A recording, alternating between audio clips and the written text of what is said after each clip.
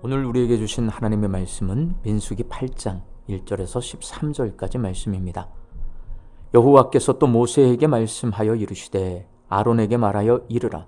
등불을 켤 때에는 7 등잔을 등잔대 앞으로 비추게 할지니라 하시매 아론이 그리하여 등불을 등잔대 앞으로 비추도록 켰으니 여호와께서 모세에게 명령하심과 같았더라. 이 등잔대의 제작법은 이러하니 곧 금을 쳐서 만든 것인데 밑판에서 그 꽃까지 쳐서 만든 것이라.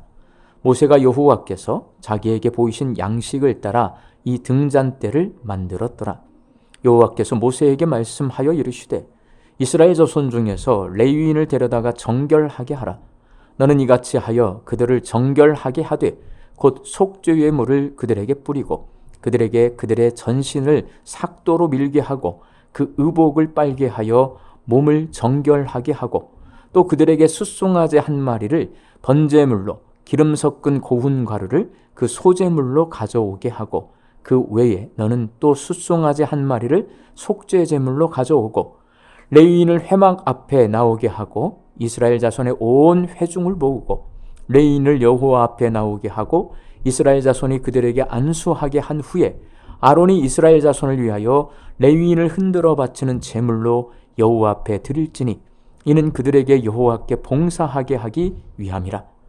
레위인으로 숫송아지들의 머리에 안수하게 하고 내가 그 하나는 속죄 제물로 하나는 번제물로 여호와께 드려 레위인을 속죄하고 레위인을 아론과 그의 아들들 앞에 세워 여호와께 요제로 드릴지니라.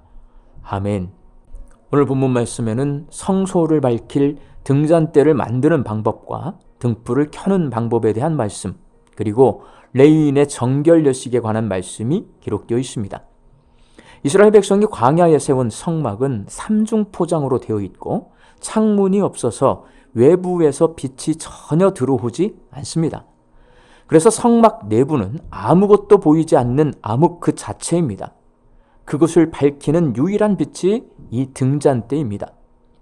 성막은 하나님이 계시는 곳이고 등잔대가 유일하게 그곳을 밝히는 빛이기 때문에 이 빛은 하나님이 자기 백성을 인도하신다는 상징입니다.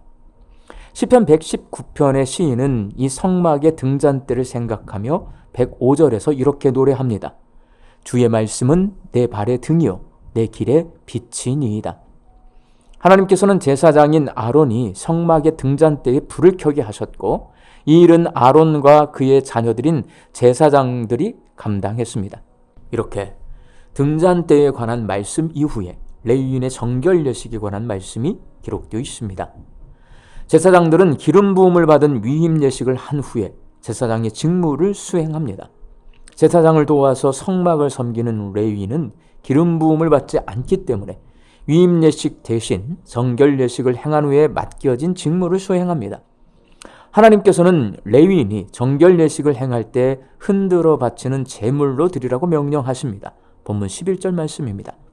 아론이 이스라엘 자손을 위하여 레위인을 흔들어 바치는 제물로 여호와 앞에 드릴지니 이는 그들에게 여호와께 봉사하게 하기 위함이라.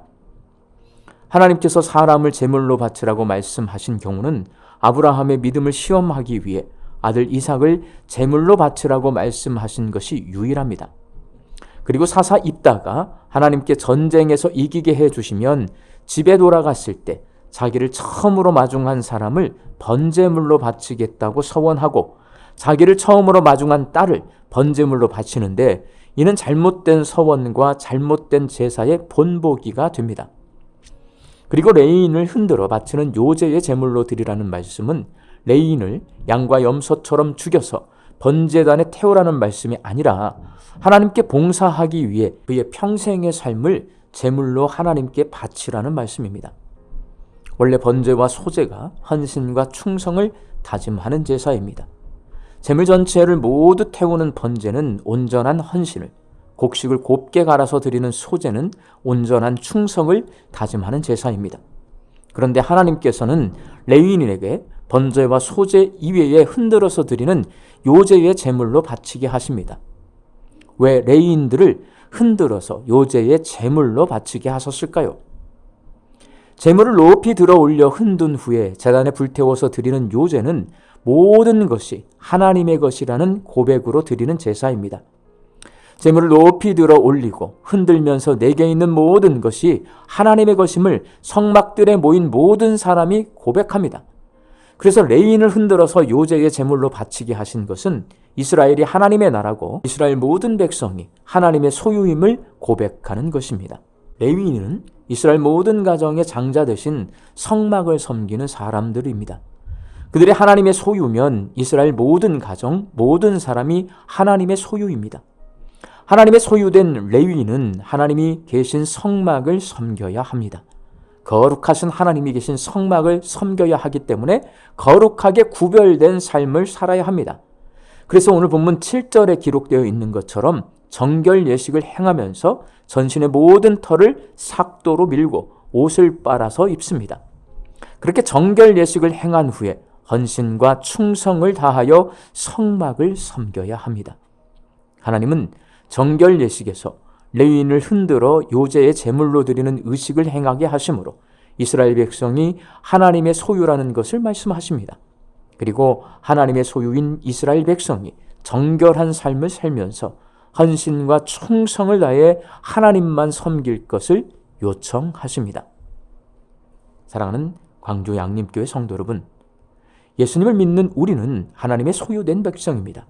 그러니 레위인처럼 정결하게 살면서 하나님께 헌신과 충성을 다해 섬겨야 합니다. 습관적으로 예배드리지 않고 헌신과 충성을 다해 하나님께 예배를 드리고 교회 봉사를 할 때도 어쩔 수 없이 하는 것이 아니라 헌신과 충성을 다해 봉사해야 합니다. 그리고 주중에 일상의 삶을 살 때도 하나님의 소유된 백성으로 거룩하고 정결하게 살아야 합니다.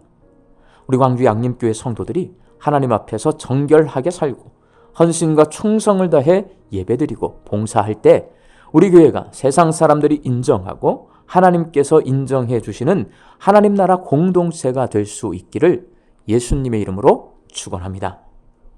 함께 기도하겠습니다.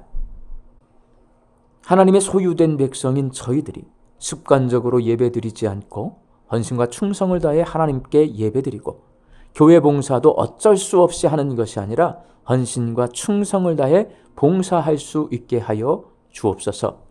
세상 속에서 살 때에도 정결하게 살아서 세상 사람들이 하나님의 백성이라고 인정해주고 하나님께서도 나의 백성이라고 인정해주는 그러한 인생을 살 수 있도록 주여 우리와 함께하여 주옵소서.